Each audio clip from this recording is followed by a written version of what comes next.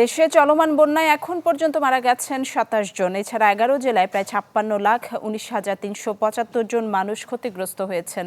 দুপুরে সচিবালয়ে চলমান বন্যা পরিস্থিতি নিয়ে সংবাদ সম্মেলনে দুর্যোগ ব্যবস্থাপনা ও ত্রাণ উপদেষ্টা ফারুকী আজম এই তথ্য জানান। তিনি জানান, বন্যায় পানিবন্দী হয়ে আছেন ১২,৭,৪২৯ পরিবার। ৭৪ উপজেলায় বন্যা প্লাবিত এবং ক্ষতিগ্রস্ত পৌরসভা ৫৪১টি।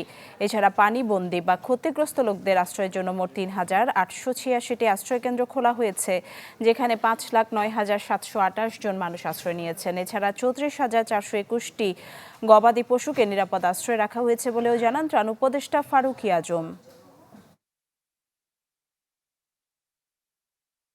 যে স্থান থেকে পানি নেমে যাচ্ছে সেই সমস্ত জায়গায় যাতে ত্রাণ পরিবহনের ব্যবস্থা করা যায় সেই উদ্যোগ গ্রহণ করেছে এবং অনেক ক্ষেত্রে যেখানে আরও দুর্গম এলাকা সেখানে সেনাবাহিনী এবং অন্যান্য বাহিনীরা হেলিকপ্টারের মাধ্যমে ত্রাণ পৌঁছাচ্ছে।